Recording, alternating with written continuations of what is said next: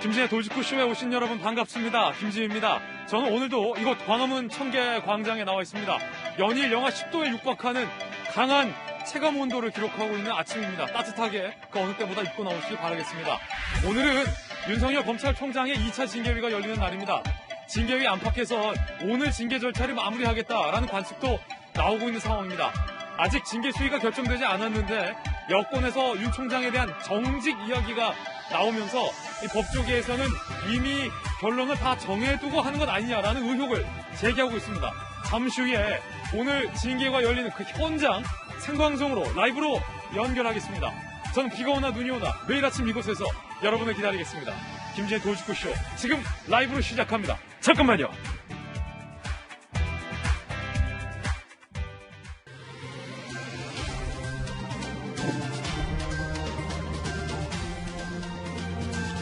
신문 읽어주는 남자입니다. 오늘 윤석열 총장에 대한 2차 징계위가 열립니다. 앞서서 윤 총장 측이 증인에게 질문할 기회를 주지 않겠다라고 징계위가 밝혀서 한 차례 논란이 일었는데요. 논란이 거세지자 질문할 기회를 주겠다라고 방침은 바꿨습니다. 그런데 윤 총장 변호인 측에서는 이것도 불공정의 한 사례라고 반박하고 있습니다. 잠시 후 이야기 나눠보겠습니다. 오늘 조간 질문 함께 하시죠. 먼저 동아일보입니다. 거여의 완력 입법 완결판이다. 동아일보는 1면과 5면을 거쳐서 비판하고 있습니다.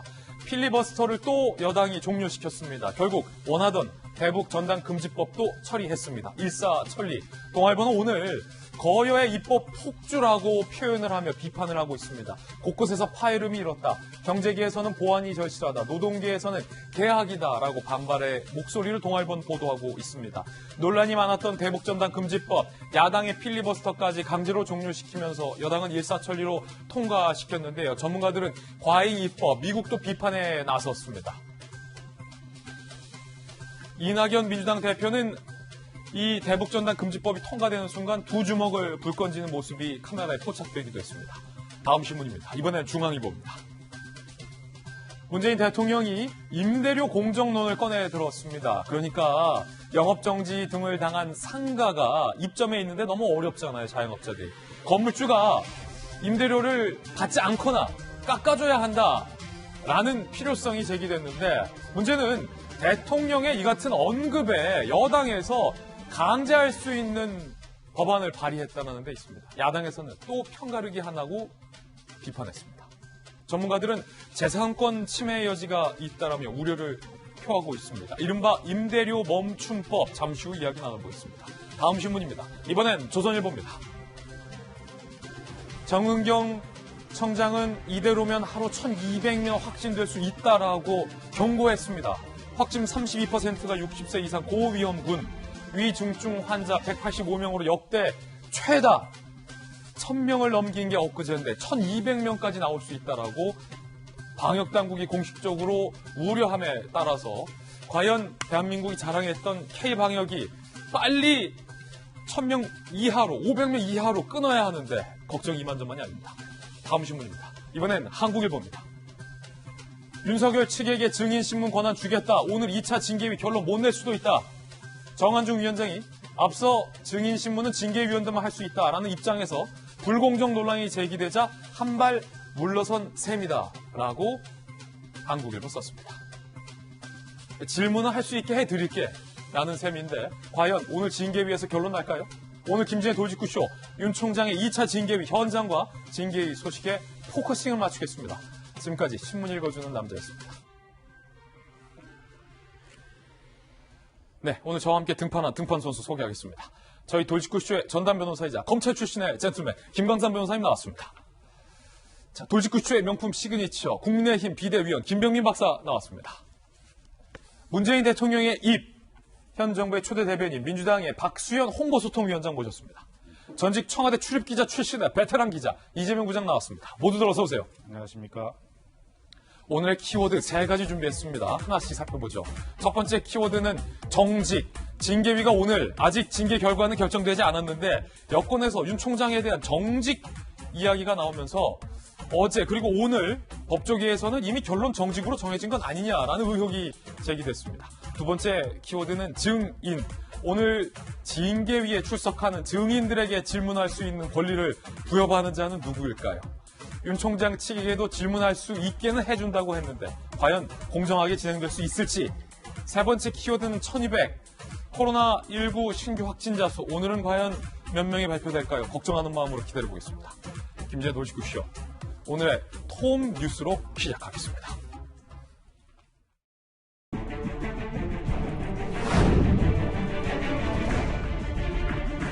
위법하고 부당한 건 확실하다고 생각합니다. 그런 말을 하려면 직을 내려놓으면서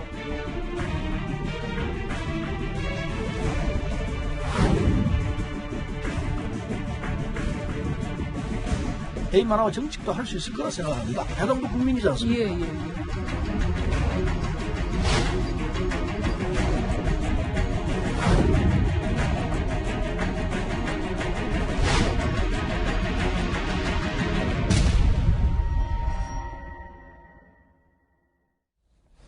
톱뉴스 주제부터 공개합니다. 편파성 논란에 질문할 기회는 준다. 톱뉴스 주제입니다.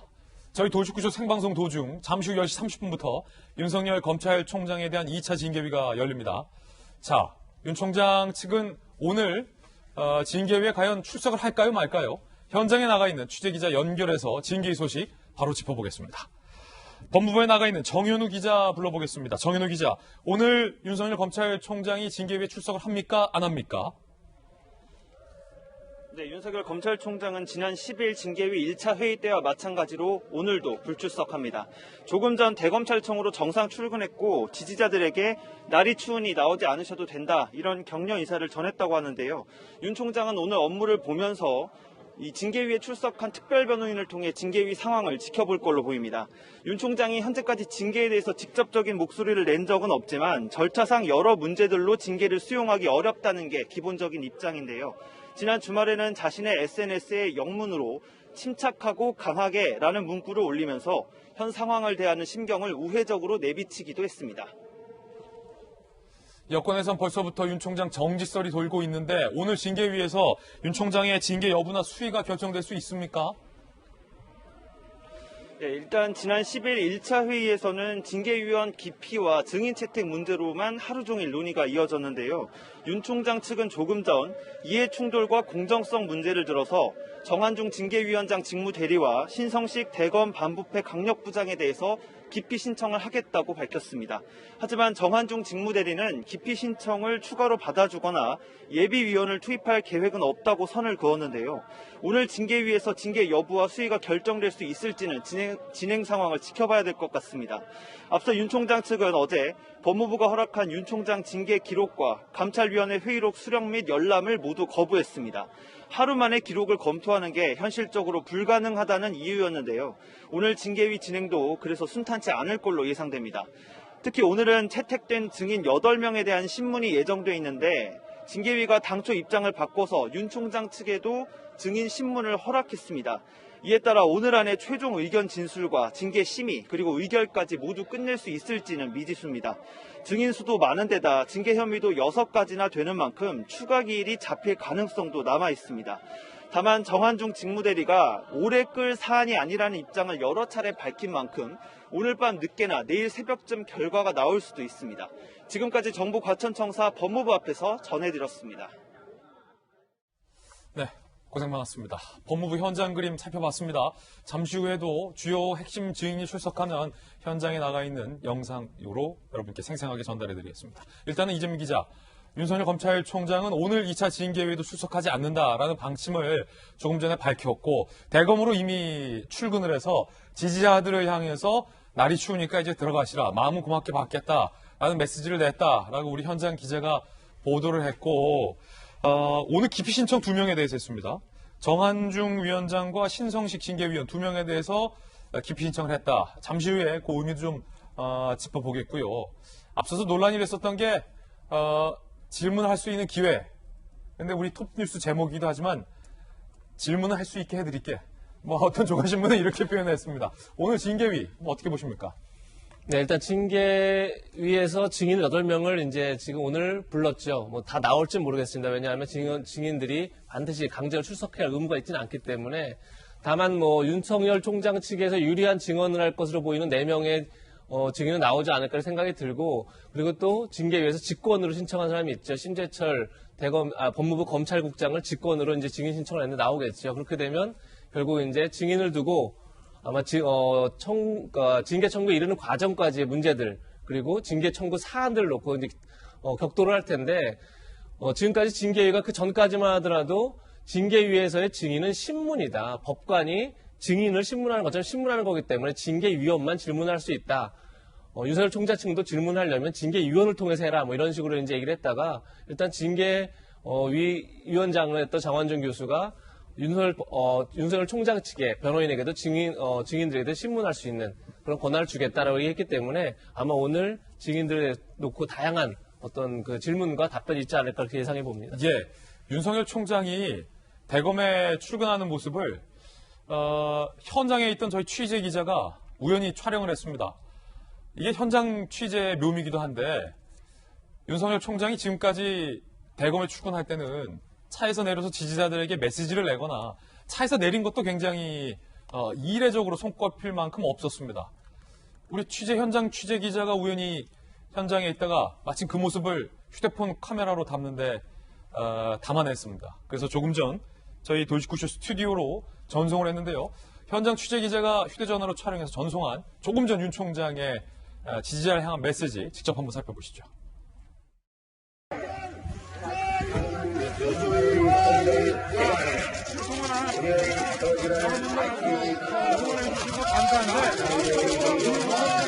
시작이 되니까 여기 나오니까 오늘 날씨가 추워지니까 이제 그만하고 제가 마음으로 감사해 주겠습니다. 네, 윤석열 검찰총장이 조금 전 출근길에 차량에서 내렸어요. 원래 저기서 내리는 위치가 아니고 그 게이트가 있는 앞인데 그냥 차를 타고 들어가는 위치인데, 대검 청사 앞에 지지자들이 사실 오늘 또 영하 10도에 육박하는 강추위 속에서 지지자들이 윤 총장에 대해서 환호를 하니까 총장이 출근을 하다가 일종의 돌발 행동이죠. 차에서 내려서 여러분들의 마음을 고맙게 받겠다. 다만 오늘 매우 강추위니까 이제 건강이 상할 것이 우려된다. 마음은 고맙게 봤으니까 날이 추우니까 이제 집에 돌아가시라 라는 메시지를 냈고, 대검으로 출근하던 우리 취재기자, 채널의 취재기자의 휴대전화에 이 모습이 담겼습니다. 자, 지지자들의 응원을 마음으로 감사히 받겠다라는 메시지인데, 이게 말입니다. 김광삼 변호사님, 검찰 출신이시지만 뭐랄까요? 윤 총장의 행동 하나하나에 다 요즘은 메시지를 부여해서 언론들이 해석하기도 합니다만 어떻게 보셨습니까? 물론 윤 총장이 이제 매일 대검에 출퇴근을 하잖아요. 저도 저 앞길을 거의 매일 한두 번은 갑니다. 그런데 이제 입구가 있어요. 근데 대부분 입구 앞에 이제 신장로가 있는데, 큰 대로가 있는데 거기에 주로 지지자들이 많이 있고, 그다음에 플랜카드가 많이 걸려 있거든요. 그러면 이전까지는 그냥 프리패스하고 안으로 들어갔는데, 보통은 그냥 총장은 그렇죠, 그냥 들어가잖아요. 그렇죠. 근데 오늘은 내렸단 말이에요. 그럼 오늘 무슨 날이에요? 징계위원회 2차 징계위원회 열리는 날이잖아요. 그리고 저 메시지를 한번 보면 네. 다른 뜻은 없어요. 응원은 감사히 받겠지만 날씨가 추우니까 이제는 나오시지 마라. 내가 다 여러분 뜻 알겠다. 그런 취지 아니에요. 마음으로 감사히 받겠다. 그렇죠. 그런데 저 내용을 보면서 어떻게 보면 별거 아닐 수도 있겠지만, 저건 상당히 윤석열 총장이 많은 생각을 하고 저기서 내렸다, 저는 그렇게 봅니다. 우리가 많은 얘기를 하죠. 윤석열 총장이 대권 주자로서 굉장히 지지율이 높고 여러 가지 그랬는데, 많은 평론가 전문가들 하는 얘기가 그런 얘기예요. 정치를 안 해봤어요. 정무 감각이 없어서 저건 검찰총장을 그만두는 순간 거품이다, 그런 얘기를 많이 하는데, 저런 어떠한 행동을 보면서 저는 그렇지 않다고 봐요. 그러니까 오히려 정치를 10년, 20년 한 사람들은 굉장히 어떠한 정치에 대해서 이제까지 그 고정관념이 있거든요. 근데 윤석열 총장은 그런 면을 벗어난 정무 감각이 굉장히 있다고 봅니다.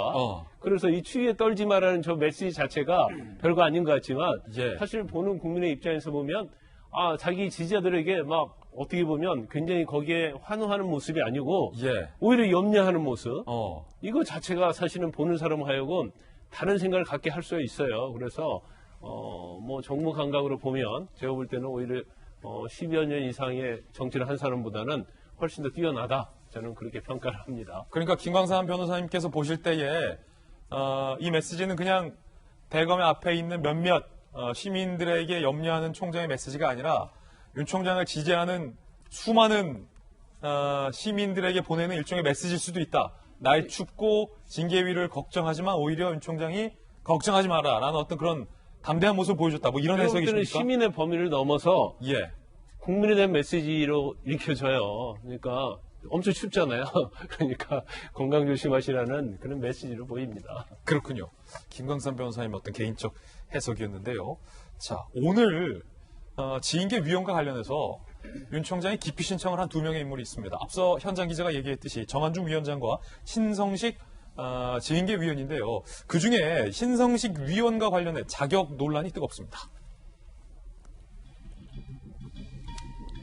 자, 바로 이겁니다. 사건 피의자를 징계위원으로. 오늘 징계위 참석위원 4명 중 신성식 대검 반부패 강력부장에 대해서 윤 총장이 기피 신청할 예정이다라고 조금 전 밝혔는데요. 자, 신성식 대검 반부패 강력부장이 KBS 오보 사건 관련해서 한동훈 검사장의 명예를 훼손했다는 혐의로 피소됐기 때문입니다. 더 구체적으로 얘기하자면 KBS가 오보를 했는데 그 오보 내용을 바로 검찰 내부에서 신성식 대검 반부패 강력부장이 소위 언론 플레이를 했다라고 한동훈 검사장 측은 신성식 대검 반부패 강력부장을 지목을 했고 그 혐의가 윤 총장의 징계위 안건과 연관이 돼 있기 때문에 징계 안건 관련자고 사건 피의자를 윤 총장에 대한 징계 수위를 결정할 수 있는 징계위원, 소위 판사 역할로서 역할을 하는 것이 과연 공정하냐라는 논란이 오늘 뜨겁게 일고 있습니다. 검찰 내부에서는 신성식 대검 부장이 징계위를 맡는 것은 부적절하다라는 의견도 제기되고 있고요. 오늘 기피 신청하겠다라는 것도 밝히고 있는 상황입니다. 김병민 비대위원님 어떻게 보십니까?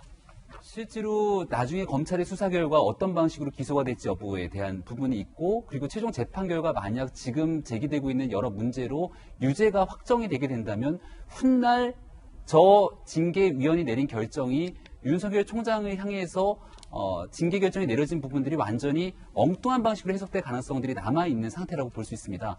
따라서 윤 총장이 기피 신청을 냈던 부분들을 받아들여지지 않고 일방적으로 만약 징계위원회를 진행하게 된다면 훗날 법적 다툼을 하는 과정이 윤석열 총장 측에 유리하게 전개될 가능성이 꽤 높지 않을까라는 생각이 드는데요. 근데 만약에 여기에 대해서 기피 신청을 받아들이게 되면 징계위원회 4명 중에 1명이 빠져버리게 되는 상태 속에서 의결 정도수도 나오지 않게 됐고 다시 징계위원을 추가 선임하게 되면서 시간은 더 길어질 수밖에 없게 되는 거거든요. 지금 추미애 법무부 장관과 여권 행동을 보건대 이 징계위원회를 일사천리로 끝내지 않고 시간을 점점 질질 끌게 되면 끌게 될수록 여론은 악화되고 오히려 윤석열 총장에게 더 많은 언론의 관심이 집중될 것이기 때문에 이러지도 저러지도 못하는 외통수에 걸린 게 아닌가라는 생각이 듭니다. 아마도 지금 현재 상황에서는 징계위원회 내부에서 윤 총장의 기피 신청을 받아들여지지 않을 가능성이 매우 높다고 생각되고요. 대신 그런 방식으로 일사천리 징계위를 강행 처리하게 된다면 문재인 대통령이 얘기했던 절차적 정당성이라든지 훗날 시간이 지나고 났을 때 이 공정성 문제는 훨씬 더 뜨거운 화두로 나타나게 될 수밖에 없지 않을까 이런 생각이 듭니다. 그렇군요. 김병민 비대위원 견해였는데 일단 이재명 기자 신성식 징계위원과 관련해서 조금 전에 공정성 논란이 일다라는 얘기 간략하게 제가 말씀드렸는데 자 구체적으로 뭐 어떤 사건에 어떻게 관련이 있다는 겁니까?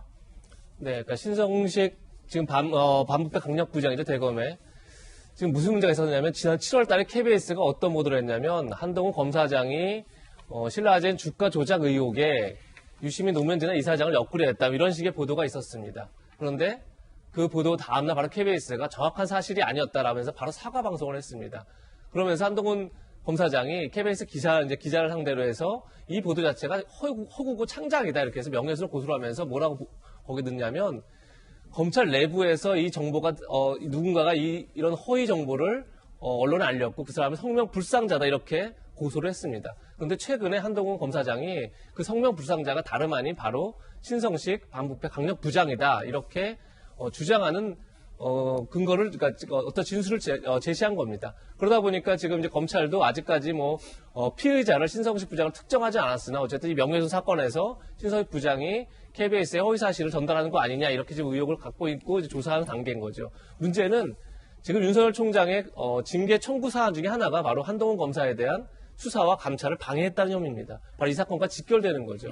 그런 점에서 만약에 신성식 부장이 실제 제보자라면 KBS에 허위 사실을 제보했다면 그럼 바로 이 징계 청구 사안과 직결되기 때문에 그렇게 되면 일종의 한동훈 검사장을 모함했던 사람이 징계위원으로 들어간다. 이런 근본적인 모순이 생기는 거죠. 그런 점에서 지금 오늘 이제 지난번에 5명의 징계위원 중에서 신성식 부장만은 사실은 기피 신청하지 않았었는데 이번에 오늘 2차 심의에서 윤석열 총장 측에서 기피 신청하겠다 이렇게 알려져 있고 어쨌든 5명이 다시 징계위원들이 4명이 됐죠 지금 심재철 검찰국장이 회피를 했기 때문에 4명이 다시 이제 기각 여부를 두고 투표를 할 텐데 과연 기피될지는 상황을 봐야 되지 않을까 싶습니다. KBS가 오보를 했을 그 논란 당시부터 사실 신성식 부장이 그 잘못된 정보를 KBS에 전달했던 당사자로 지목이 됐었는데 최종적으로 확인이 안 됐다라는 말씀 드리겠는데 이쯤 되면 신 부장이 뭔가 반박이나 입장을 낸 게 있습니까? 아직까지는 특별한 입장을 낸 적이 없죠. 오늘 이제 기피 신청이 들어가면 그러니까 지금 윤석열 총장 측의 변호인은 어떻게 하려면 회피를 먼저 요구한다고 합니다. 회피를 해라. 이미 지금 청구되어 있는 징계 사안과 그리고 본인이 지금 고소되어 있는 사안이 사실 맞물려 있기 때문에 징계위원으로서 부적합하다. 그러니까 회피를 하도록 유도를 하고 만약 회피를 하지 않으면 기피 신청을 한다는 건데 그러고 나면 이제 사실 변호인들은 빠지게 되고 징계위원들만 논의를 할 텐데 거기서 아마 신성식 부장이 아마 본인의 입장을 밝히지 않을까 이렇게 전망이 됩니다. 그렇군요. 사실과 다른 내용을 그리고 특정인에게 굉장히 불리하게 작용될 수 있는 내용을 방송사에 그것도 공영방송에게 줬다면 그리고 그 당사자가 검찰 부장이라면 이것은 제보로 볼 것인가 아니면 제보가 아닌 다른 표현으로 부를 것인가는 시청자 여러분들이 좀 판단해야 될 것 같습니다. 일단은 사실로서 단정할 수는 없다라는 내용 말씀드리겠고요. 논란이라고 표현을 드리겠습니다. 또 하나의 논란 보도해드리면서 우리 박수현 전 대변인께 입장 묶어서 여쭤보겠습니다. 공정성과 다 관련이 되어 있는 건데 윤 총장을 공개 비판한 임응정 검사도 예비위원회에 있다라는 이야기가 보도로서 나왔습니다. 징계의 핵심 관계자가 임은정 예비위원회에 있다. 본위원 결혼 생길 시 투입할 가능성이다. 임은정 검사가 누구? 윤 총장 공개 비판 등 검찰 내부를 겨냥해 나를 세웠던 인물입니다. 전현직 검찰 간부들 상대로 고발을 했었던 인물이기도 하고요. 자, 검찰 내부에서 공정성과 관련된 목소리가 나오고 있다. 장진영 천안지청 검사는 1인 다역 소화하며 징계 절차 참여하는 검사와 다를 게 뭐냐. 박철환 대구지검 안동지청장은 임은정 예비위원 발탁은 징계 절차를 막장 희극으로 만들었다라고 비판을 했습니다. 자, 임은정 연구관 본인은 예비위원 지명된다면 마다할 죄가 아니지만 위원회 구성이 이미 완료돼 거론될 이유가 없다. 왜 이런 기사가 쏟아지는지 의아하다라고 이야기를 했고요. 임은정 예비위원이 앞서서 윤 총장 등에 대해서 공개 비판한 내용도 회자가 되고 있습니다. 작년 재감찰 요청 묵살했던 문무일 총장이 그 검찰이냐, 윤 총장의 현 검찰이 전혀 다르지 않다 등의 메시지, 비판적인 메시지를 낸 바 있습니다. 윤 총장의 한동훈 등 정치검사 벌이라는 고언을 매일 보냈지만 받아들여지지 않았다라고 지난 7월에 얘기하기도 했었고요. 윤 총장이 초임검사 신고식에서 권력형 비리 맞서라라고 주문, 검찰의 조직적 범죄도 엄벌해야 된다라고 비판하기도 했었던 인물입니다. 두 가지 작용 논란다, 박수현 대변인님. 그러니까 윤 총장에 대한 예단, 혹은 한쪽 어떤 정치적 편향성이 굉장히 강하다라는 논란이 신성식, 임은정 두 사람에게도 일고 있는 건데 어떻게 보십니까? 그런 편향성에 대한 얘기가 일고 있는 것이지 결론은 아니지 않습니까? 그렇죠. 근데 하여튼 제가 좀 불리한 게 이렇게 앞에 다 해놓고 몰아서 저한테 질문해가지고 답변 시간을 같이 주니까 그래서 짧게 대답해 보겠습니다. 우선 저는 그 앞에 토론을 보면서 이 권투 선수, 권투 시합을 한번 생각해 봤는데요. 권투 선수 스타일이 두 가지가 있잖아요. 막 상대방의 품을 파고들어서 막 정말 격렬하게 상대방을 제압하려고 하는 인파이터가 있고 아니면 정말 한번 공격 잽을 날리면서 외곽으로 빠져서 하면 착실하게 이 점수를 따는 뭐 이런 스타일의 선수가 있는데 저는 윤석열 총장의 징계위원회에 대한 이 전략은 철저하게 그 아웃복싱을 구사하는 잽을 날리고 가벼운 점수를 따고 빠지면 다시 잽을 날리고 이래서 전체적으로 길게 보면서 판정승에 이르겠다라고 하는 그런 전략이 아닌가 싶어요. 자, 어쨌든 윤석열 총장이 징계위원회에 들어가서 본안을 심의 의결을 받을 때는 본인이 불리하다는 걸 알 겁니다. 그리고 늘 말씀드리지만 이 징계위원회는 형사소송법상 유무죄를 따지는 자체가 아니라 국가공무원 법령상 그 직무의 범위에 있었느냐 없었느냐를 따지는 것이기 때문에 사실은 이러한 어떤 윤 총장 찍어내기라고 하는 이런 분위기와 관계없이 징계위원회는 윤 총장이 불리할 수밖에 없지요. 그런 측면에서 보면 윤 총장이 동원할 수 있는 것은 여론과 민심입니다. 그렇기 때문에 이건 절차에 문제가 있다라고 하는 것을 착실하게 하나씩 계속 제기를 하면서 잽으로 점수를 계속 여론과 그 언론에 그런 점수를 좀 따고 있는 것이죠. 그렇게 해야 불리한 징계위원회에도 자기에게 유리한 영향을 미칠 수 있을 뿐만이 아니라 설사 징계위원회에서 불리한 결론이 나더라도 이후에 진행될 예정하고 있는 소송에서도 본인이 어떤 정당성을 갖추는 그런 결과를 갖지 않겠습니까?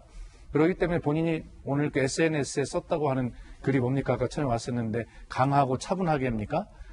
그렇게 글을 윤석열 총장이 썼다고 하는데 본인은 그렇게 긴 호흡으로 보면서 본인이 착실하게 불리한 징계위원회 결정을 만회할 수 있는 그러한 여론과 언론, 민심의 어떤 점수를 차곡차곡 모으면서 자기 정당성을 확보해 가고 있는 중 아닌가 이런 생각을 하게 됩니다. 임은정 검사가 뭐 예비위원으로 됐는지 안 됐는지 그건 아직 밝혀진 바가 없고요. 설사 또 됐다 하더라도 그것에 대해서 법무부 입장에서 어떻게 하겠습니까? 전체 검찰이 다 반대하고 있는 입장에서 검사를 임명해야 되는데 구성이 안 되지 않습니까? 그건 당연히 법무부 입장 그럴 수밖에 없다고 생각하고요.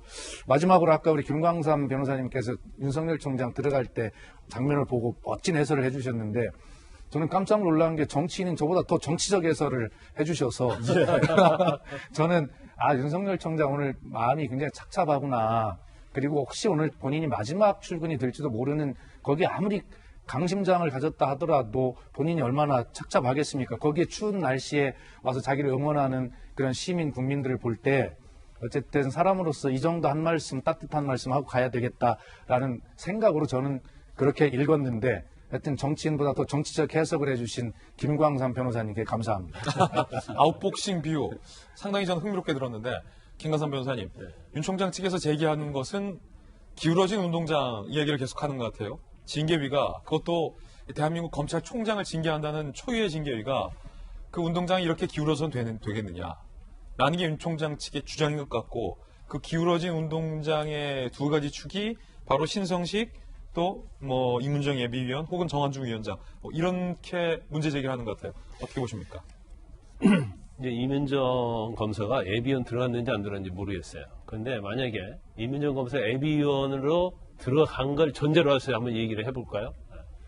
이 신성식 대검의 반부패 강력 부장에 대해서 기피 신청을 하겠다. 이건 굉장히 이번 징계위에서 큰 변곡점이 될 수 있다고 저는 봐요. 그 이유는 여러 가지가 있겠지만 일단은 징계 사유 중에 하나가 바로 한동훈 검사에 대한 감찰방해잖아요. 근데 징계 사유와 신성식 대검 강력 반부패 강력 부장이 만약 KBS 언론에 제보했다고 하면 이건 직접적 연관이 있어요. 그러면 아무리 뭐 친여 성향이 있다랄지 아니면 윤석열 총장의 주장을 뭐 묵살한다 하더라도 이대로 가기는 굉장히 어려운 측면이 있거든요. 그런데 이제 문제가 어떻게 되냐면 5명 중에서 4명에서 기피 신청했잖아요.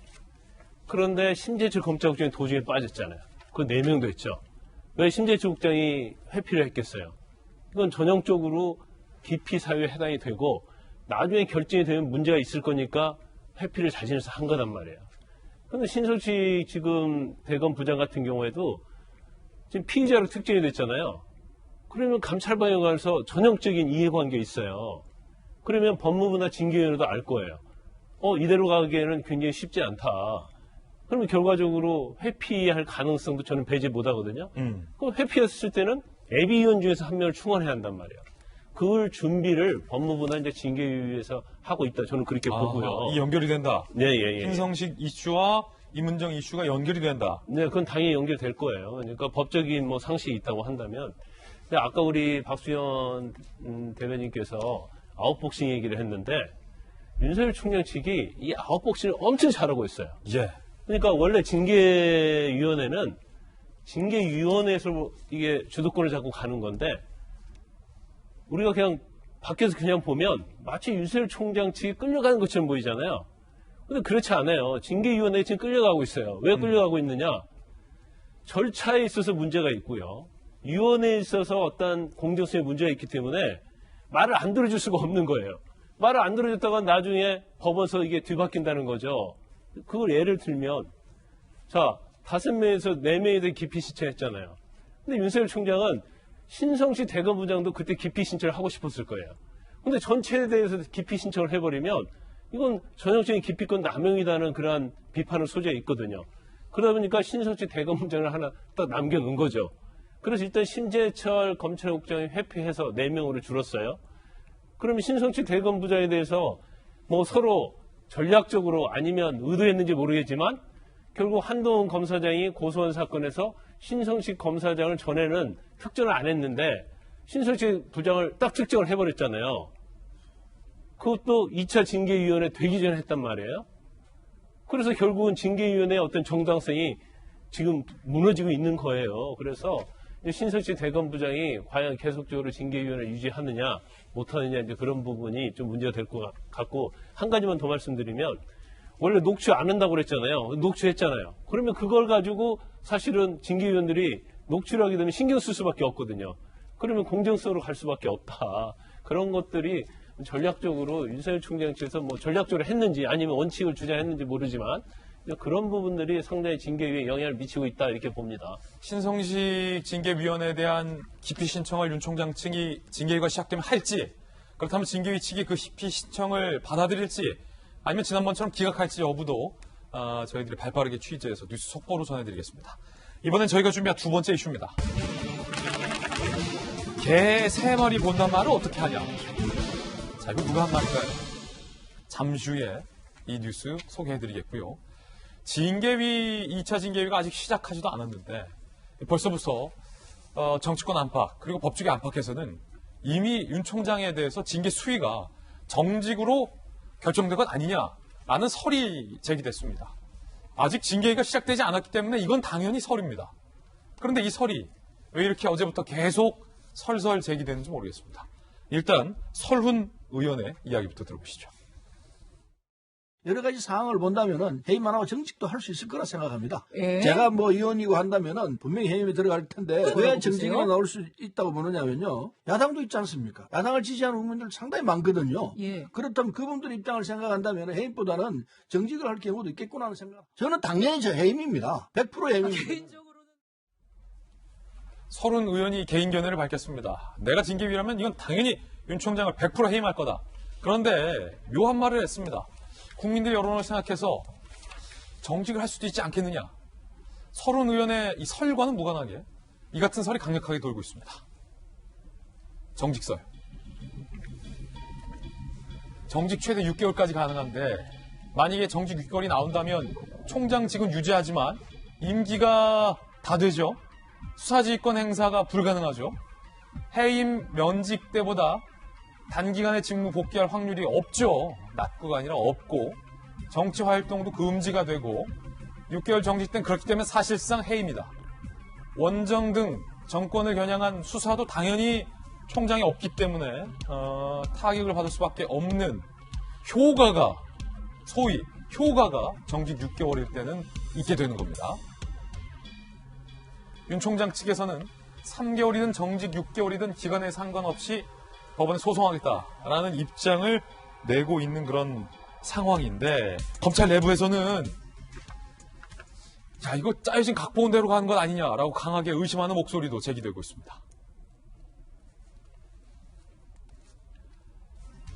짜여진 각본대로 정희도 청주지검 부장검사가 어제 검찰 내부 통신망에 1차 징계위 구성 진행 상황 보면 그냥 넘길 수 있는 소문은 아닌 것 같다.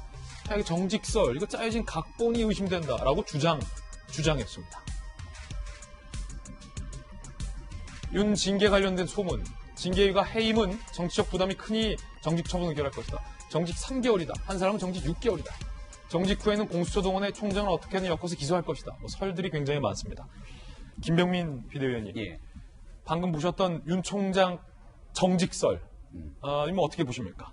여론이 너무 악화되고 있기 때문에 청와대를 비롯해서 여권에서 이 문제 심각하게 고민하지 않을 재간이 없을 겁니다. 그리고 얼마 전에 고위공직자 범죄수사처 야당의 비토권을 무력화시키는 법안이 처리 통과됐기 때문에 신속하게 공수처 출범을 하겠죠. 그러니까 잘 짜여진 각본과 시나리오라는 얘기를 하게 되는데요. 사실상 윤 총장 해임을 시켜버리게 되면 여기에 따라서 윤 총장 찍어내게 한다는 여론적 후폭풍 아마 감당이 어려울 겁니다. 근데 만약 정직 처분을 내리게 되면 손발을 다 묶어놓고 있는 상태로 윤 총장을 일단은 직무를 정지시켜놓고 고위공직자 범죄수사처가 뜨고 나면 1호 수사 대상이 윤석열 총장이 되는 것 아니냐, 이런 여론들이 일파만파 커지고 있기 때문에 이런 시나리오대로 가지 않겠는가라고 하는 얘기들이 나오고 있죠. 하지만 여기에도 예외 조항들이 분명히 발생하게 될 건데, 과거 얼마 전에 있었던 법원에서 윤 총장이 가처분 신청을 받아들여지지 않았다면 윤석열 총장은 지금도 대검에 있지 않고 집에 있어야 되는 직무 정지 상태일 겁니다. 아마 징계위원회에서 어떤 결정을 내리든지 간에 윤석열 총장은 법원 소송을 가게 될 것이고 여기에 대한 가처분 신청을 하게 될 텐데, 법원이 윤 총장의 손을 들어주는 순간 여권에서 만약 시나리오대로 짜여 있다고 하더라도 그 모든 게 무효화될 가능성이 매우 크거든요. 지금 중요한 건 이 시나리오대로 가느냐에 대한 여부보다는 국민의 여론이 어떻게 반응하느냐에 대한 문제라고 생각을 합니다. 앞서 이제 조금 전에 아웃복싱 얘기도 하고 심판대에 올라있는 복싱 선수 얘기들을 했습니다만, 제일 중요한 건 기울어진 운동장을 떠나서 공명정대하게 심판을 봐야 되는 사람이 같이 글러브를 끼고 나와서 윤 총장을 상대로 게임에 불공정하게 나서고 있다는 거거든요. 심판까지 불리하게 나서고 있는 이 모든 형국들을 결국 바로잡을 수 있는 유일한 방안은 국민의 민심이라 생각하고, 얼마 전에 처리된 공수처 법안을 비롯한 윤석열 총장 찍어내기에 대한 국민적 여론과 민심을 헤아려 본다면 지금 어떤 결정을 내리든지 간에 민심이 정부 여당보다는 윤 총장 쪽으로 기울어져 있는 것이 아닌가 이런 생각이 듭니다. 야당의 의견인데, 일단 청와대를 오랫동안 출입했었던 이재명 기자, 이 정직설, 사실 어제 방송 끝나고 이재명 기자 저랑 얘기하면서 이 정직설이 세게 돌고 있다라는 대화했잖아요. 예. 좀 하루 동안 들리는 얘기가 더 있습니까? 취재 좀 하셨습니까? 이 자체가 일종의 출구 전략이지 않겠습니까? 그러니까 사실 이 자체가 좀 이런 얘기가 돌고 있는 자체가 어떻게 보면 문제가 있다고 볼 수 있는 거죠. 추미애 장관이 징계 청구를 하면서 바로 직무 배제를 했습니다. 그 얘기는 결국 윤 총장의 징계 사안들이 중징계할 사안이라는 얘기죠. 그렇기 때문에 직무 배제를 한 거죠. 징계가 나오기도 전에. 그런데 그렇다면 뭐 정직부터 해서 중징계를 볼 수 있지만 면직 해임으로 가는 게 어떻게 보면 정상적인 거죠. 그 정도 사안이 아니었는데도 직무 배제를 했다 그러면 그야말로 추 장관이 직권을 남용했다고 볼 수 있는 거죠. 그런 점에서 지금 징계 사안이, 그런데 지금 이제 6개를 나왔는데 그 사안을 지금 이제 갑론을 박이 굉장히 큰 상황이죠. 과연 이것이 중징계 사안이냐 아니냐 논란이 있고, 그것보다 더 중요한 게 지금 징계위원들이 과연 정당하고 공정한 재판을 할 그런 준비가 되어 있느냐 이런 논란도 같이 있는 거죠. 그런 점에서 과연 해임 면직이 나오게 되면 역풍을 맞을 수 있다. 이런 점에서 이제 정직이란 출구 전략이 나오는 거 아니야. 이런 얘기가 지금 돌고 있는 거고, 그 한 가운데 하나가 이제 정직이 1개월에서 6개월까지 할 수 있는데, 사실 정직 6개월이면 어떻게 보면 해임과 같은 효력이 있는 거죠. 그런 점에서 정직 3개월 정도로 절충하지 않겠느냐. 이런 말까지 나오고 있는 겁니다. 그렇다 그러면 이 자체가 어떻게 보면 공무원에 대한 징계라는 건 비위사실이 얼마나 엄중하냐, 비위사실이 얼마나 크냐에 따라서 징계 수위가 결정되는 게 너무 당연한 건데, 그게 아니라 이 자체가 어떻게 보면 정치적으로 결정되고 있다. 이런 이제 방증일 수가 있는 거죠. 그런 점에서 과연 이제 이런 설 자체가 이제 문제가 있는 거고, 또 하나가 이제 서른 의원이 나름 이제 여당의 우선 중진 의원인데, 역시 마찬가지로 정직에 대해서 근거를 대는 게 뭐 비위 사실이 정치 정도다 이런 게 아니라 야당이 있고 또 야당할 지지자가 있고 결국 윤석열 총장에 대한 지지가 있기 때문에 그래서 그걸 감안해서 정직을 갈 것이다 이렇게 얘기한 것 자체가 결국 이 사안 자체가 굉장히 정치적인 징계다라는 걸 스스로 자인하는 게 아닌가 싶어서 과연 여당의 중진 의원의 발언을 적합한가 이런 생각도 같이 들었습니다. 그렇군요. 박수현 대변인께 물어볼 수밖에 없는데 네. 아니겠죠? 뭐 정직 정해놓고 설마 현 문재인 정권이 그렇죠? 정직 정해놓고 그렇게 하지 않겠죠? 저하고 토론을 좀 많이 해보시더니 제 답을 금방 아시는 거예요. 네, 그런데 실제로 뭐 이런 경우가 제 표현이 좀 죄송합니다만 이런 경우가 이야기하기에 굉장히 재미있죠.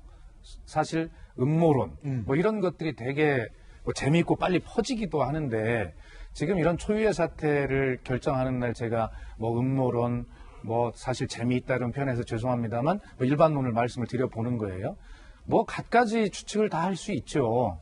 그러나 분명한 것은 대통령께서 어떤 예단도 하지 말자고 말씀하셨습니다. 그리고 실제로 이 문제에 대해서 대통령이 청와대가 정말 말 안 듣는 검찰총장을 찍어내기 위해서 각본을 짠 시나리오냐? 절대 그렇지 않습니다. 그리고 이것은 국가 공무원으로서 법령에 의해서 직무의 범위를 넘어선 징계의 사유가 있다고 해서 법무부 장관이 법에 정해진 장관이 어떤 권한으로 이 일을 징계를 진행하고 있는 것인데 굉장히 사안이 윤 총장 측의 절차적 정당성의 문제 제기 이런 과정들이 복잡하게 꼬이면서 굉장히 복잡한 문제가 되었어요. 그리고 우리 일반적인 국민의 시각으로 볼 때는 그래 아무리 그래도 검찰총장을 그렇게 해서 되겠냐 일반 검사도 아니고 이런 이제 그 국민의 어떤 일반 눈높이 감정이 함께 섞여 있는 것이죠. 어쨌든 저는 그럼에도 불구하고 이 절차가 윤 총장 측의 어떤 이의 제기에도 불구하고 법무부 입장을 한번 보면 우선 기일도 10월 2일에서 4일로 4일에서 10일로 그렇게 해서 충분하게 요구를 들어주면서 방어권도 보장하고 있지 않습니까? 그리고 아까 김광상 변호사님 말씀이 계셨습니다만 그 징계위원회 내에서의 어떤 증인 신문이냐 신문이냐라고 하는 것 그것도 당연히 검사 징계법에는 와서 그 피고인 측의 그 대리인은 신문을 할 수 없도록 그 징계위원회만 질문을 할 수 있도록 그 법에 규정이 돼 있어요. 그 법을 다 아는 사람들이 왜 권한을 달라고 합니까? 안 되는 거죠. 절차에 자꾸 어떤 상처를 내려고 하는 것이죠. 그럼에도 불구하고 법무부는 그것까지 다 받아주었습니다. 녹음도 말씀하셨어요. 그것도 받아주었어요. 아까 잽을 날리면서 아웃복싱하면서 점수를 따는 것 같지만 법무부도 노련하게 여러 가지 그 의도를 알고 차단을 잘하고 절차적 정당성을 잘 보장하고 있다. 이런 생각이 듭니다. 예. 자, 그런가 하면 윤 총장의 정치적 중립 위반의 근거 중 하나로 논문 2가지를 법무부가 첨부했다라는 이야기가 보도로 되고 있습니다. 함께 보시죠. 구체적인 사실 여부는 조금 더 확인을 해봐야 한다는 말씀 드리고요. 오늘 한국일보의 보도 내용을 일단은 소개해드리겠습니다. 법무부가 윤 총장 국감 검가 신고식 발언을 문제 삼으며 윤 총장이 공무원으로서 정치적 중립 의무를 위반했다라는 판단 근거로 논문 2편을 첨부했다는 보도를 했습니다. 다시 한번 말씀드리지만 실제로 그 근거로 논문 2편이 어떤 형식으로 첨부됐는지는 조금 더 사실관계를 파악해봐야 합니다. 일단 한국일보 보도입니다. 검찰의 정치적 중립과 통제 그리고 전통이라는 제목의 논문이 첨부됐다라고 보도했는데 저자가 윤 총장 변호인의 이완규 변호사의 논문을 첨부했다라는 내용이에요. 논문 결론. 검찰의 정치적 중립성은 검찰권이 정치 세력의 도구가 되는 것을 막아 유지되는 것이다. 어찌 보면 굉장히 당연한 얘기. 검찰은 중립을 지켜야 한다. 라는 논문이 윤 총장의 정치적 중립 의무 위반 판단 근거로 첨부됐다는 것에 대해서 윤 총장 측은 의아하다는 반응을 보이고 있습니다. 또 하나의 논문 역시 검찰의 정치적 중립성 확보 방안이라는 내용의 서경대 공공인적자원부 정웅석 교수의 논문인데 청와대 등 권력 집권층과 검찰 상층과의 연결고리를 끊는 것만이 검찰의 정치적 중립성을 확보하는 방안이다. 오히려 이 논문은 살아있는 권력에 대해서 수사를 하라 라는 교훈을 담고 있는 논문인데 자, 이 논문이 윤 총장이 정치적 중립 의무를 위반했다라는 판단 근거로 첨부된 것에 대해서 윤 총장 측은 의아하다라는 반응을 보이고 있습니다. 역시 이완규 변호사, 황당 검찰 독립성 보장 취지인 내 논문이 어떻게 윤 총장 징계와 부합하는지 의문. 정웅석 교수, 오히려 현 정권이 검찰의 정치적 중립성 훼손을 비판하는데 내 논문이 써야 한다. 2명의 저자들은 반발, 의아, 황당해한다는 반응을 현재 보이고 있는 상황입니다. 김광삼 변호사님, 논문 2편의 주제의식은 굉장히 맞는 얘기인데 이게 어떻게 정치적 총장의 중립 의무 위반의 근거가 된다는 겁니까? 기사에 따르면? 네, 맞는 얘기고요. 우리가 수십 년 동안 해온 이야기를 저 논문에 써놓은 거예요. 그런데 아마 지금 법무부 입장에서는 지금 이완규 변호사가 윤석열 총장을 지금 대신해 특별 변호인으로서 활동하고 있잖아요. 그러니까 아마 의도적으로 좀 공부를 많이 한 것 같아요. 그래서 이완규 변호사의 논문을 이걸 뭐 감찰에 대한 소명자로 낸 것 같은데, 제가 볼 때는 저 논문 두 편은 윤 총장 측에서 내야 할 논문을 법무부에서 좀 착각해서 잘못 내지 않았나 그런 생각이 좀 들어요. 지금 정치와 거리를 둬야 한다는 거 아니에요. 그러니까 청와대의 어떤 권력층 그리고 검찰의 어떤 고위층과의 거리두기가 있어야지 검찰의 정치적 중립이 보장이 된다. 근데 지금 대검이랄지 윤석열 총장은 거리두기가 아니고 뭐 아주 그냥 이별한 상태 아닙니까? 연결고가 전혀 없는 상태예요. 윤석열 총장이 뭘 할지를 청와대도 전혀 몰라요. 그러니까 대한민국 역사에서 총장과 권력 간에 이렇게 유착관계가 끊어진 적이 아마 한 번이라도 있었을까요? 그렇게 된 거예요. 그러니까 저 논문 자체는 사실은 윤석열 총장 측에서 감찰의 어떤 부당성을 하기 위해서 제출할 논문을 왜 법무부에서 제출했는지 그건 제가 조금 약간 의아심이 좀 들고, 아마도 그런 것 같아요. 뭐 이완규 변호사가 저쪽에서 활동하고 있으니까 사실 저 해설을 어떻게 하느냐에 따라서 어느 쪽도 쓸 수 있고 또 반대쪽도 쓸 수 있기 때문에 아마 법무부에서는 법무부 측의 해석에 의해서 저 논문을 소명자로 낸 게 아닌가 싶습니다. 제가 그 답을 좀 알고 있는데요. 네. 그럼 법무부 측에서 왜 저런 논문을 냈을까? 좀 황당하죠. 예. 그런데 저렇게 전제를 해놓고 정치적 중립을 지키지 않은 윤석열 총장 측의 그런 사례들을 적시하겠죠. 당연히 그러려고 하지 않겠습니까? 간단히 예를 들어보면 뭐 지금까지 나왔던 어떤 정치적 중립을 위반한 듯한 발언 그건 뭐 당연히 얘기가 나올 것이고요. 근데 그건 뭐 가치 판단이 문제니까 저는 잘 모르겠어요. 그런데 예를 들어서 어제 어떤 언론에서 이런 보도를 한 적이 있어요. 김봉현 스타모빌리티 회장이 검찰에서 조사를 받는 과정 중에 6개월 동안 나는 검찰 수사관이나 다름없었다. 검찰과 한편이었다. 그리고 협조했다. 그 결과 그 피고인이 가서 검찰 수사실에서 검찰 전화로 자기 부인에게 전화를 하고 자기 무슨 뭐 증인 신청과 관련한 검사와 상의를 하고 이런 것들을 했어요. 자, 이게 무슨 이야기냐면, 그리고 검사 술접대와 관련해서 이미 저 99만 원 세트 얘기는 치사해서 하기도 싫은데 어쨌든 한 명을 기소하고 두 명을 불기소했어요. 이러한 검찰 내부에 쉽게 얘기해서 공정하지 못한, 지금까지 바꾸자고 하는 국민의 요구 아닙니까? 그런 부분들에 대해서 어떤 검찰, 윤석열 총장이 지금까지 검찰 개혁, 검찰 중립을 위해서 어떠한 것들을 해왔는지, 어떤 걸 안 했는 건지, 그런 것들을 자세하게 아마 저 논문을 기준으로 놓고 이렇게 하지 않았다라고 하는 것을 그렇게 아마 설명하리라, 저는 그렇게 생각합니다. 예. 자, 아직 뭐 보도 차원이기 때문에 사실 여부 좀 더 따져봐야 될 것 같습니다. 징계위에서는 윤 총장의 이 두 가지 발언을 문제 삼았습니다. 들어보시죠. 민주주의라는 허울을 쓰고 있는 독재와 전체주의를 배격하는 진짜 민주주의를 말하는 것입니다. 자유민주주의는 법의 지배를 통해서 실현됩니다. 우리 사회와 국민들을 위해서 어떻게 봉사할지 그런 방법은 좀 천천히 퇴임하고 나서 한번 생각해 보겠습니다. 자, 오늘 한 보도에 따르면 윤 총장이 이 퇴임 이후에 국민에게 봉사할 방법을 찾아보겠다라는 말의 속뜻은 이거였다라는 보도가 나오고 있습니다. 중앙일보 보도 내용인데요. 자, 보도에 따르면 윤 총장이 지난 10월 29일 대전 고검에 방문해서 검사들과 이야기를 하면서 이렇게 얘기했다라고 보도하고 있습니다. 퇴임 후 2년 동안 변호사 개혁 못한다. 국감에서 내가 퇴임 후 뭐 할 거냐라는 질문에 2년 동안 변호사 개혁도 못하니까 백수가 돼서 강아지 3마리 보면서 집에서 지낼 거다라는 얘기를 어떻게 하냐 라고 좀 뭔가 억울하지 않냐라는 어떤 의미를 담아서 편하게 검사들에게 좀 항변을 했다 라는 보도가 나오고 있고, 실제로 검찰총장 등 퇴직 후에 변호사 2년간 등록 및 개업이 제한이 됩니다. 동석했던 검사 A, 국감 발언이 정치하겠다는 뜻이 아니라는 취지로 윤 총장이 말했다.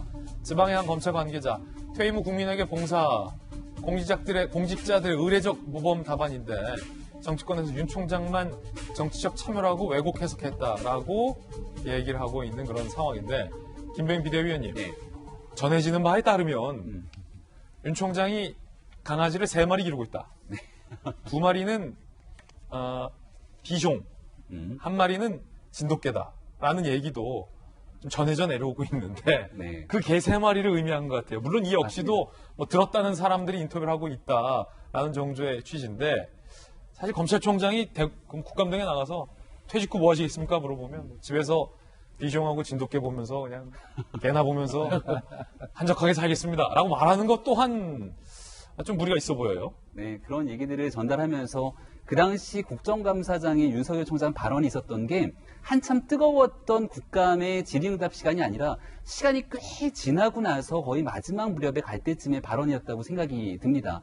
그러니까 여기에 대해서 질문이 있었고, 당연히 윤석열 총장 입장에서는 의례적으로 늘 해왔던 사람들의 답변처럼 임기가 끝나고 나면 국민들을 위해서 어떻게 봉사할 것인지를 찾겠다라고 하는 아주 원론적인 답변을 하게 된 건데, 이거를 정치적 중립의 의무를 위반했다는 사유를 들어서 징계하겠다고 얘기를 하니까 굉장히 논리적 비약이 아닐 수 없다, 이런 생각을 많은 분들이 가질 것 같고요. 만약에 윤 총장의 발언이나 행동 하나하나를 색안경을 끼고 문제를 삼게 되면 오늘 아침에 출근하는 길에 지지자들을 향해서 얘기하지 않습니까? 날씨가 영하 10도에 너무너무 추운데 이제는 좀 나오지 마시고, 또 코로나 사태로 너무 심각한 상황이니까 건강을 잘 챙기라고 얘기했던 것도 오늘 특정한 날에 맞춰서 정치적으로 지지층을 결집하는 발언을 했다. 이렇게 역시 대통령 선거에 출마하려는 정치적 의도가 있구나, 바라보는 사람마다 다르게 해석할 수 있는 여지 아니겠습니까? 근데 윤석열 총장이 결국 정치적 중립 의무 위반이라고 하는 내용들을 감찰 결과에 포함시키고 징계위 사유에 넣었다는 것 자체가 저는 지금 현재 추진하고 있는 윤 총장을 향해서 매우 논리적으로 밀리게 되는 불편한 상황들이 연출되고 있다고 생각되고요. 그러다 보니까 그 근거를 찾지 못해서 조금 전에 얘기했던 논문들까지 급하게 여러 가지 엮고 있는 상황이 아닌가 싶은데, 최종적인 징계위 결정 결과가 나오더라도 아마도 정치적 중립 의무를 위반했다는 내용, 이것만큼은 걸기 정말 어려울 것 같다는 생각 지우기 어렵습니다. 한편 최강욱 대표가 발의했던 법안 내용이 논란이었는데, 검사나 판사가 법복을 벗고 1년 동안은 출마를 못하게 막는 법안입니다. 야당에서는 이를 두고 윤석열 출마 금지법이 아니냐라고 반발해 왔는데요. 국민의힘에서는 국무총리도 포함해라 라고 맞불을 놨습니다. 들어보시죠. 국무총리는 판검사하고 비교가 안 되는 막강한 권한을 갖고 있습니다. 그것도 그분은 그럼 왜 90일 전에만 퇴임하면 되느냐? 1년 전에 퇴임해야죠. 아니, 다른 공직자는 90일 전이라 그래놓고 판검사만 딱 찍어가지고 그것도 윤석열 총장이 등장하자마자 바로 이어서 하니 이거야말로 웃긴다. 윤석열 출마 금지법이다. 윤석열 총장을 그렇게 만든 사람이 누굽니까? 여당하고 추미애 장관 아닙니까? 자기들이 정치적인 입지를 세워놓고 왜 정치행위 하냐 그러면 웃기는 거죠. 자, 지금 박수현 대변인, 야당에서는 물론 이낙연 대표가 최강욱 대표가 발의한 법에 대해서 과하다라고 분명하게 선을 그었습니다만, 논란이 계속되자 국무총리도 넣어라, 이 말은 얼마 전까지 여권 지지도 1위를 했었던 이낙연 대표를 염두에 둔 말입니까? 정세균 총리를 염두에 둔 말하니까요. 정세균 총리, 일타쌍피입니까? 예, 우리 정세균 총리님도 말씀을 해드려야 될 것 같아서. 예. 글쎄 모르겠어요. 최광욱 의원이 뭐 본인은 그런 뜻이 아니었다라고 다른 사례 때문에 그랬다고 그렇게 이제 해명을 하긴 했지만, 좀 국민들이 보시기엔 궁색해 보이죠. 그리고 사실 여당 내부에서도 왜 하필이면 저런 오해받을 법을 냈을까라고 좀 불편해하는 시각도 있고요. 그래서 국민들이 보시기에 전체적으로 모든 하나하나가 다 윤석열 총장에게 맞춰져 있는데, 거기에 또 다른 또 어떤 논리 하나가 제공이 되면서 좀 이게 불편하게 보이는 이런 거에서 좀 아쉬운 생각이 들긴 합니다. 들긴 하고. 어쨌든 윤석열 총장께서 조금 전에 이제 뭐 강아지 이야기도 이렇게 했다고 들려왔는데, 저는 그걸 볼 때 윤석열 총장의 그 변호인이 참 능수능란하다 이런 생각이 들거든요. 예. 저런 이야기를 들었을 텐데, 그것을 오늘 징계위가 열리는 날, 특히 정치적 중립이라고 하는 것이 징계 사유에 들어있는 이날, 이것에 대해서 그렇지 않다라고 하는 것을 굉장히 애둘러서 쉽게 그렇게 딱 단편적으로 표현한 것이거든요. 그래서 아주 지금 윤석열 총장 측에서는 모든 사력을 다 해서 이걸 방어하고 있다는 생각이 드는데, 오늘 그 강아지 3마리 키우는 말이냐, 그걸 얘기를 어떻게 하냐, 이 얘기를 오늘 공개한 것은 시점과 내용으로 볼 때 그 변호인이 굉장히 능수능란한 언론 플레이에 성공했다, 저는 이렇게 봅니다. 그렇군요. 윤 총장이 징계위와 관련된 소식도 전해드렸습니다. 잠시 후 징계위와 관련된 뉴스 속보 나오면 상세하게 보도해드리겠습니다. 이번엔 저희가 준비한 세 번째 이슈입니다. 미국 캐나다도 접종을 시작했습니다. 우리는 백신 언제 접종하냐 궁금합니다. 일단 정경 청장은 지금 1000명이 문제가 아니다. 1200명도 나올 수 있다고 얘기했습니다. 들어보시죠. 코로나 유행이 발생한 이래 최고의 위기 상황이라고 판단하고 있습니다. 환자 수를 좀 추계를 해보면 한 950명에서 한 1200명 사이에 한 950명에서 한 1200명 사이에 환자가 발생할 걸로 예측을 하고 있습니다. 오늘 발표된 코로나19 신규 확진자 수가 880명을 기록했습니다. 여전히 900명대에 육박하는 숫자가 발표되면서 지난 1000명을 넘었었을 때 긴장감이 계속해서 유지되고 있는 상황입니다. 임시 선별 검사소에 긴 줄이 요즘 늘어서고 있다고 합니다. 이제 뭔가 의심만스러워도 다 검사를 받을 수 있게 됐잖아요. 임시 선별 검사소에 긴 줄이 늘어섰습니다. 어제 14일, 다음 달 3일까지 수도권 임시 선별 검사소 150곳에서 익명 검사를 실시하겠다. 비용 무료. 검사법도 선택이 가능하다. 검사 대상은 주로 무증상자, 결과 전까지는 자가격리가 필수라고 하는데요. 선별검사소에 긴 줄이 현재 늘어섰다라고 합니다. 일단은 이재명 기자, 1000명이 넘었고 주말이라 잠시 주춤했지만 다시 지금 900명에 육박하는 확진자 수가 나왔고 전문가들은 더 많이 나올 수도 있다라고 하고 정경 청장은 1200명도 나올 수 있다라고 하고 임시검사소에 혹시 몰라서 검사 받겠다라는 줄이 늘어선 것은 이건 맞는 것 같아요.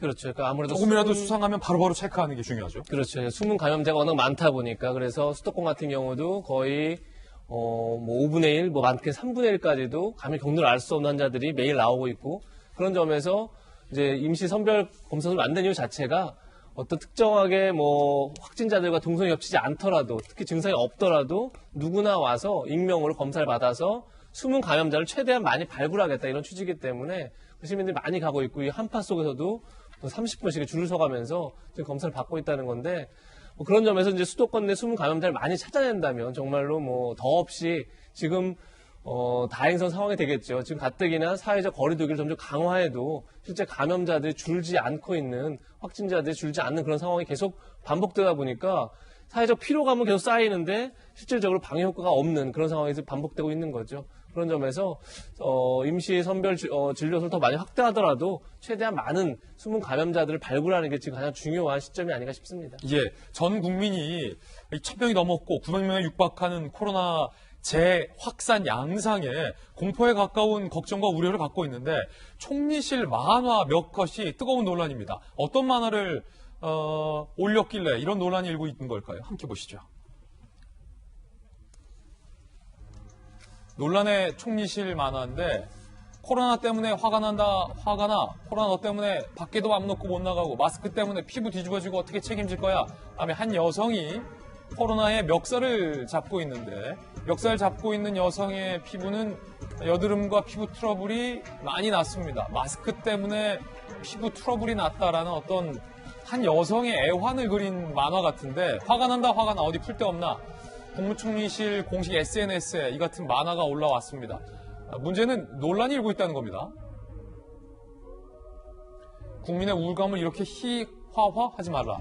목숨이 왔다 갔다 하는 경제 파탄으로 고통받고 있는데 고작 피부 트러블로 분노한다고? 평소 여성에 대한 인식이 어땠는지를 보여주는 만화다. 이런 만화 올릴 시간에 100신이나 가서 구해봐라. 총리실은 논란 확산에 7시간 만에 이 만화를 삭제했다고 합니다. 야당에서 보실 때는 어떻습니까? 저 세 컷 만화 마지막 장면에 보면 정세균 총리가 등장하더군요. 그리고 이런 부분들에 대한 화를 이제 정세균 총리에게 풀어라라고 하는 인자한 모습의 정 총리의 사진을 올려놨는데 이 내용을 보게 되면 지금 이 작금의 심각한 코로나 위기에 대해서 국무총리실 관계자들은 국민과 함께 공감할 수 있는 최소한의 공감 능력이 있는 건지 이런 생각이 들기가 어렵습니다. 조금 전에 우리가 국무총리 얘기를 하면서 박수현 대변인께서도 대권 주자에 관련된 언급을 했는데 정세균 총리의 최근 행보를 보면 지금 코로나 사태를 총괄적으로 컨트롤하면서 이 위기를 극복하고 또 지금 조금 전에 나와 있는 댓글 중에 이럴 시간 있으면 나가서 백신이나 구해와라 라고 하는 정부의 백신 대처 능력에 대한 여러 가지 성토들이 쏟아져 나오고 있는데요. 얼마 전에 국무총리실에서는 총리식당이라고 하는 프로그램을 하나 제작해서 또 내보내게 되는 등 여러 가지 보여주기식 정세균 총리 띄우기에만 혈안이 되는 것 아니냐.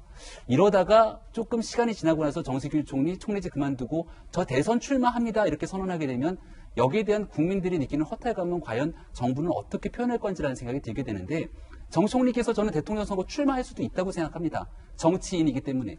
하지만 본인의 대통령 선거에 대한 여러 가지 욕심들 이전에 지금 현재 대한민국의 국정을 총괄적으로 책임지는 국무총리 역할을 하고 있는 만큼 코로나19 위기 상황에서 과연 정부가 어떤 노력을 하고 있었던 건지 그리고 이 백신에 대한 신속하게 수급하지 못하고 있는 부분 속에서 총리의 역할은 무엇인지 이런 것들을 뼈저리게 좀 생각해 볼 수 있는 그런 계기가 되기를 당부드립니다. 김영현 비대위원님이 지금 국회 야당 비대위 일정이 급하게 생겨서 사실은 방송 출연을 못하는데도 불구하고 시청자들과의 약속을 지키기 위해서 오늘 방송에 출연하셨는데 더 늦기 전에 제가 국회로 보내드리겠습니다. 진심으로 감사드리고요. 그동안 김종인 위원장의 대국민 사과와 관련된 얘기들이 한동안 대한민국 뉴스를 뜨겁게 달궜는데 오늘 11시 국회에서 국민과 관련된 사과 일정이 있습니다. 도지구쇼에서 조금 더 많은 애청자분들과 함께 해야 되는데 송구하다 말씀드리고 국회 가서 역할하도록 하겠습니다. 네. 고맙습니다. 자, 박수현 전 대변인, 총리실 만화에 대해서 야당은 여성 비하고 코로나에 대한 인식이 부족하다라고 비판했는데 어떻게 보십니까? 예, 야당의 비판 맞죠. 그러나 국민 여러분, 총리실에서 함께 하고자 했던 그런 마음은 아마 그게 야당의 비판 같은 그런 건 아니었을 겁니다. 무엇이라도 그 총리실이 또 정부가 국민과 함께 하고자 하는 그런 어떤 진정성이 있었다라고 뭐 그렇게 시작했을 거라고 저는 믿습니다. 그러나 뭐 지금 그 야당뿐만이 아니라 국민들께서도 비판을 하시고 혼을 내시니 과유불급이라고 하는 말이 생각이 납니다. 그렇군요. 네. 자, 그런가 하면 역시 관심은 백신에 있습니다. 한 그래프 하나가 공개됐는데 이 백신을 맞는 것이 어떤 의미인지를 여실히 보여주는 그래프다라는 분석이 나오고 있습니다. 화이자사에서 공개한 그래프인데요. 자, 파란색 선과 붉은색 선이 나와 있습니다. 단 한 번 백신을 접종하고 어떻게 됐는지 119일간 그 경과를 지켜본 그래프입니다. 파란색 그래프는요, 가짜 백신을 접종한 그룹입니다. 2만 명이 넘는 사람들. 그리고 붉은색 그래프는 진짜 화이자의 백신을 한 번 접종한 그룹입니다. 역시 2만여의 사람입니다. 변수들은 통제를 했고요. 그룹 인원수도 정확히 맞췄습니다. 자, 그래프가 나타내고 있는 것은 코로나19에 감염되는 비율입니다. 가짜 백신을 맞은 사람들은 기하급수적으로 코로나19 바이러스에 감염이 돼서 급증을 했는데, 자, 붉은색 그래프는 앞서 보실까요? 1회 백신을 접종했는데 코로나19에 걸리는 사람들이 극히 가짜 백신을 맞았던 집단보다 적었습니다. 코로나19가 1회 백신으로 철저하게 통제되고 있다는 것을 의미하는 그래프다라고 화이자 측이 얘기를 하고 있는 상황입니다. 이재민 기자, 그래서 현 정부가 아스트라제네카 말고 더욱더 확실하게 구매 확정된 게 혹시 있습니까? 아직까지 발표한 건 없습니다. 지금까지도 아스트라제네카만 지금 선구매가 확정됐다 이렇게 발표한 상황이기 때문에 백신 구매가 이루어진 대로 아마 또 발표를 하겠죠. 근데 지금 조금 전에 보신 그래프처럼 백신이 얼마나 면역에 효과가 있는지는 저 그래프만 봐도 알 수 있을 것 같습니다. 결국은 12일만 백신을 맞은 지 12일째가 되면 면역이 생겨서 그 뒤로는 코로나로부터 굉장히 안전하다 이제 이런 거를 그래프가 보여주는 거고, 결국 이제 백신을 맞아서 이제 면역력이 한 국민의 60% 정도가 생기면 결국 이제 그 전체 국가와 그 사회에 집단 면역이 생긴다. 그렇게 되면 백신을 맞지 않은 사람까지도 이제 보호받을 수 있는 그 전파가 덜 되는 그런 양상이 되겠죠. 그런 점에서 지금 이미 영국, 미국 등이 이제 백신을 맞기 시작했는데 지금 우리나라는 아직 정확한 시점 자체가 확정되지 않았죠. 뭐 가능한 내년 상반기 쪽에 시작하겠다 얘기를 하고 있지만 그렇게 되면 어쨌든 간에 다시 면역력이 생기기까지 시간을 생각하면 한 뭐 6개월 이상 굉장히 아직도 위기감을 가지고 우리는 대응을 해야 되는 그런 상황이기 때문에 정부에서 빨리 백신 대응에 대해서 뭐 대통령들이 강조했기 때문에 조만간 대응이 나올 걸 생각하지만 좀 더 빠른 대응이 필요하지 않나 생각이 듭니다. 예. 코로나와 관련돼서 여당에서 임대료 멈춤법이라고 불리는 법안이 발의됐습니다. 코로나 때문에 직격탄을 맞은 자영업자들이 상가 임대비가 버거워지자 이를 법으로 강제해서 임대비를 깎아주거나 건물주가 임대비를 받지 못하게 하자라는 내용이 취지입니다. 그런데 논란이 일고 있습니다. 먼저 문재인 대통령의 발언부터 들어보시죠. 착한 임대인 운동을 확산하기 위한 정책자금 지원, 세제와 금융지원 확대 등의 노력도 더욱 강화해 주기 바랍니다. 매출 급감에 임대료 부담까지 고스란히 짊어져야 하는 것이 과연 공정한 일인지에 대한 물음이 매우 뼈아프게 들립니다. 대통령의 발언은 상당히 아픈 그리고 힘든 자영업자들의 절충과 고민을 이해하는 발언이었습니다. 그런데 문제는 여당이 법안을 발의하면서부터 불거졌습니다. 이동주 의원이 임대료 멈춤법 소위 이 법안을 발의했는데 내용은 임대인이 집합 금지 조치를 받은 사업장의 경우에 임대료를 내지 않게 하는 법입니다. 집합 제한 사업장 임대료를 절반 이상 내지 않아도 되는 법안입니다. 뒤집어 말하면 건물을 갖고 있는 그래서 임대료를 받아야 하는 사람 입장에서는 임대료를 경우에 따라선 청구하지도 못하고 반값으로 반드시 법안으로 강제해서 깎아줘야만 하는 법안입니다. 야당에서는 임차인과 임대인을 편가르게 하냐라면서 반발하고 있습니다. 논란도 살펴보시죠. 배준영 대변인, 임대료를 받지 말라는 무언의 압박인가 아니면 정부가 부담하겠다는 것인가 임대인과 임차인을 또 편가르게 하겠다는 것이다 라고 비판을 했고요. 이 법안을 발의한 이동주 의원의 이야기도 함께 들어보시죠. 장사가 멈추면 임대료도 멈춰야 합니다. 감염병 예방 조치에 대한 피해를 소상공인 자영업자에게만 전가해서는 안 됩니다. 임대인과 금융기관, 정부가 함께 나눠야 합니다. 그것이 공정입니다. 김강삼 변호사님, 네. 자, 지금까지는 임대인과 임차인, 그러니까 건물을 갖고 있는 분과 장사하시는 분들 간에 어떤 미덕과 그들의 선택, 민간의 선택으로 이런 문제가 있었는데, 자, 이것을 법으로 강제하겠다라는 것은 좀 차원이 다른 문제인 것 같습니다. 자, 법률적으로 어떻게 보십니까?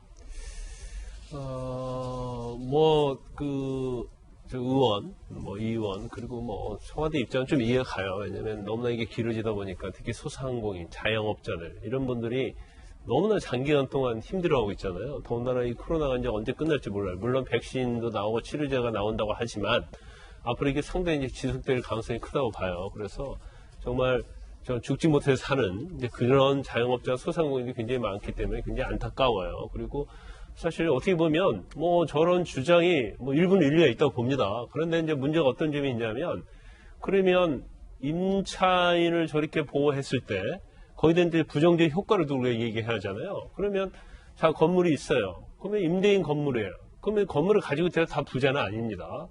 그 전체적인 빌딩을 가진 사람도 있고요. 아니면 조그만 상가를 가지고 있는 사람이 있는데 대부분이 대출을 받았고 하죠. 그래서 지금 어떻게 보면 임대인들 입장에서 보면 대출을 받은 다음에 건물에 이제 관리비라는 게 있어요. 또 유지 보수해야 하잖아요. 또 세금 내야 하잖아요. 재산세, 보유세 다 내야 하거든요. 그런 입장에서 보면 지금 소상공인들 자영업자들이 임대를 제대로 못 낸 사람이 많을 거예요. 그럼 이게 밀리고 있거든요. 그럼 임대료자도 사실은 고통을 많이 받고 있다고 봐요. 그래서 어떤 법을 제정할 때는 이제 일방적인 것이 아니고 이제 상호적인 걸 좀 해봐야 한다는 거죠. 그래서 이 기간이 길지 않다고 한다면 임대료를 만약 2분의 1 정도 깎기로 하자.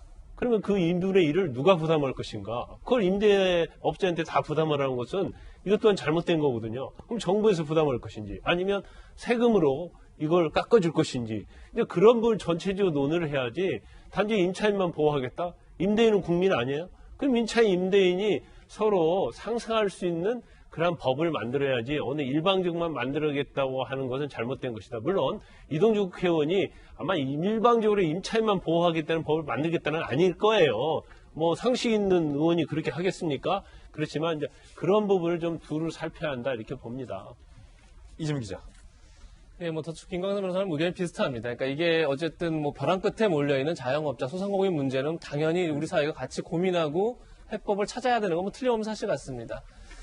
다만 이제 어떤 임대를 받는 것도 정당한 경제 활동인 거죠. 그 자체가 뭐 불공정하다 이렇게 얘기할 수는 없는 거죠. 우리 그런 점에서 이제 김종철 정의당 대표는 사회적 대타협이 필요하다. 그래서 임대료의 그 부담을 정부와 임대인, 건물주와 임차인이 3분의 1씩 분담하는 그런 어떤 대타협의 어떤 협약들을 만들어서 좀 시행해보는 게 어떤 이렇게 제안을 했는데 그런 점에서 뭐 국회에서 당연히 그런 논의는 필요하다 이런 생각이 듭니다. 다만 그것을 뭐 착한 임대인 운동 이렇게 규정하는 순간 임대를 받는 사람은 그럼 나쁜 건물주는 아니잖아요. 분명히 그것도 뭐 정당한 거지만 다만 오히려 임대인이나 건물주의 배려나 희생을 요구하는 그것을 착하다 나쁘다 선화의 개념으로 접근하는 게 그 자체가 문제인 거고 그런 점에서 뭐 착한 임대인 운동 이런 게 아니라 과연 정부와 임대인과 임차인이 다 같이 고통을 어떻게 분담하고 같이 희생을 어떻게 나눌 수 있는지 그거에 대한 논의가 필요하다 이런 식으로 좀 접근하는 게 바람직하지 않나 싶습니다. 예, 박수현 대변인. 정답 말씀하셨습니다. 아, 정답이다. 이게 정답이다. 사실은 우리 김병민 비대위원이 가셔서 좀 아쉽긴 한데 이런 제안을 사실은 야당이 더 먼저 대통령보다 말씀하시고 제안을 하셨어야 된다고 봅니다. 그리고 대통령의 제안은 지금 이재명 기자 말씀하신 내용대로 이제부터 이 문제를 사회적 공론을 만들어서 사실 여기에는 형평성의 문제도 있을 수 있거든요. 그렇기 때문에 대개 이제 짧게는 임대인, 임차인, 정부 여기서 어떻게 역할을 분담해서 이걸 넘길 거냐 이런 문제인데 우선 소상공인 연합회 이야기를 들어보면요. 우리 지금 거리두기가 2.5단계지 않습니까? 근데 2.5단계로 상향하기 전에 이미 PC방은 전체의 48%가 폐업이 됐고요. 노래방은 30%가 폐업이 됐어요. 그리고 매출 기준으로는 약 70에서 80% 매출이 급감을 했는데 만약에 이것이 3단계로 격상이 되게 되면 매출 제로가 발생할 것이라는 위기감에 정말 빠져 있는 것이죠. 이런 때 아마 대통령이 이런 걱정을 하지 않으면 그게 대통령이시겠습니까? 그러나 대통령께서 이런 말씀하실 때 그렇게 지금 야당에서 무슨 갈라치기 하냐, 편가르기 하냐라고 그렇게 생각하고 이야기를 했겠습니까? 정말 야당이 이런 때는 본인들이 하지 못한 일을 대통령이 먼저 말씀하셨으면 좋게 정말 평가하고 받아들이고 하되 우리랑 함께해서 이런 의견을 함께 해보자라고 이재명 기자 지금 말씀하신 그런 어떤 큰 틀로 논의를 가야지 그렇게 대통령님 발언을 대통령님을 너무 그렇게 폄훼하셔도 안 됩니다. 다 생각하고 그런 어떤 논의 구조를 국회에서 좀 정적으로 해달라라고 하는 대통령의 발제고 제안이다 이렇게 보시면 될 겁니다. 예. 자, 이번엔 저희가 준비한 네 번째 이슈입니다. 국회 이야기 나온 김에 국회로 한번 가보겠습니다. 어제 야당의 필리버스터를 또 한 번 민주당이 강제 종결시켰습니다. 여당이 원하는 법안을 다 통과하게 됐습니다. 이로써 논란의 법안들이 모두 강행됐습니다. 경찰처법 개정안, 5.18 역사회국 처벌법, 공수처법 개정안, 국정원법 개정안, 남북관계 발전법 개정안, 소위 대북전단 살포금지법 모두 강행 처리가 됐습니다. 여당은 어제 또 야당의 필리버스터를 강제로 종료했고요. 어제 국회 남북관계 발전법 필리버스터 종결안이 찬성 187표로 강제 종료됐습니다. 필리버스터 종료 직후 대북전단 금지 남북관계 발전법 처리됐고요. 187명 전원의 찬성으로 통과됐습니다. 야당에서는 이거 독재 직전이다라며 반발했습니다. 들어보시죠. 여러분들은 요 며칠 사이에 대한민국 국회가 다수의 폭포에 의해서 어떻게 민주주의가 무너지는지 똑똑히 보셨을 것입니다. 지금 대한민국의 민주주의가 위기입니다. 공수처법과 국민사찰법, 김여정 하명법 모두 일방 처리로 밀어붙이면서 이 나라를 독재 직전에 완성 단계로 끌고 가고 있습니다. 민주당을 규탄한다! 대통령이 책임져야!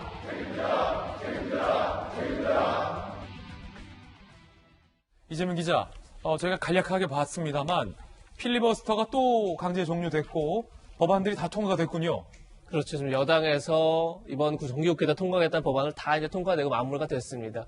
지금 뭐 마지막에 봤던 이제 대북전단 살포법 같은 경우도 결국 필리버스터가 그러니까 5분의 3이죠. 국회의원 5분의 3 180명이 찬성하면 종료가 되는데 결국 종료가 되면서 이제 바로 또 통과가 됐는데 글쎄 이제 이 대북전단 살포법만 하더라도 여러 가지 좀 문제들을 갖고 있다 이렇게 지적이 나오는 거죠.